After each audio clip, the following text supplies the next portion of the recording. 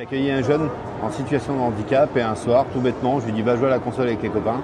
Et il m'a dit c'est pas possible, je peux pas tenir la manette et c'est parti de là. Longtemps, l'accessibilité, c'était le petit menu caché dans les paramètres, tout en bas entre langue et licence légale. Aujourd'hui, c'est devenu un vrai enjeu de conception pour les studios de jeux vidéo. On a voulu le constater directement à la Paris Games Week, le salon des amoureux des jeux vidéo à Porte de Versailles à Paris. On a rencontré Cap Game, une association engagée qui milite depuis des années pour que le jeu vidéo soit accessible à toutes et tous.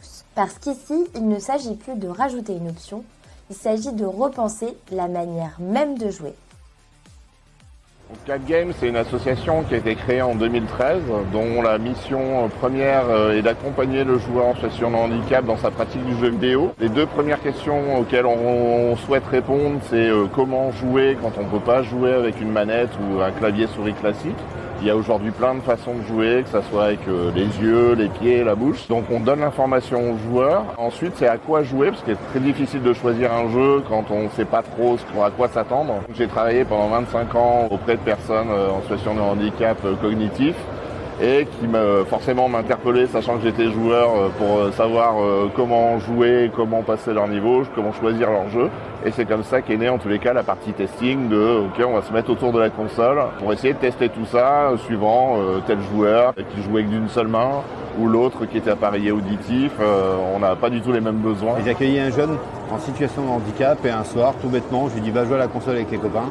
Et il m'a dit c'est pas possible, je peux pas tenir la manette et c'est parti de là. J'ai regardé ce qu'on pouvait faire et puis en me renseignant un peu à droite à gauche de ce qui se faisait, pas grand chose à faire. Pendant longtemps on a identifié le jeu comme quelque chose de repli sur soi, de rester seul avec sa console. Aujourd'hui, entre le fait de jouer en ligne, de pouvoir streamer, de montrer comment on joue, on a beaucoup de joueurs en situation de handicap qui nous disent qu'effectivement c'est très important pour eux de pouvoir jouer parce que c'est ce qui crée le lien. Alors on n'a pas de chiffres spécifiques, mais aux États-Unis par exemple, l'industrie a fait une étude dessus qui montre que 20% des joueurs se déclarent en situation de handicap. Aujourd'hui, quand on connaît le nombre de joueurs en France, en plusieurs millions de personnes, effectivement c'est une vraie cible de joueurs. Oui, j'ai beaucoup de bénéfices même. On a eu des jeunes qui étaient enfermés dans leur chambre et qui ne faisaient pas grand chose du coup, parce que les parents ne savaient plus quoi faire. On a maintenant des jeunes à qui on a fait des manettes, qui jouent en ligne, qui se sont fait une communauté, des copains, et ça leur permet de s'évader le temps du jeu au moins. Nous, on va aller donc accompagner les créateurs pour déjà les sensibiliser au sujet,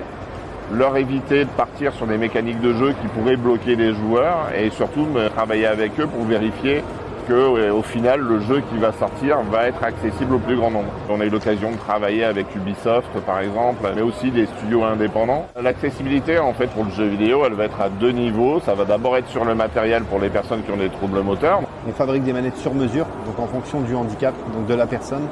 On va aussi fabriquer des produits, on va dire grand public, où tout le monde peut acheter des joysticks, des contacteurs basiques. Après, l'accessibilité d'un jeu va se jouer aux options que va mettre le créateur à l'intérieur de son jeu.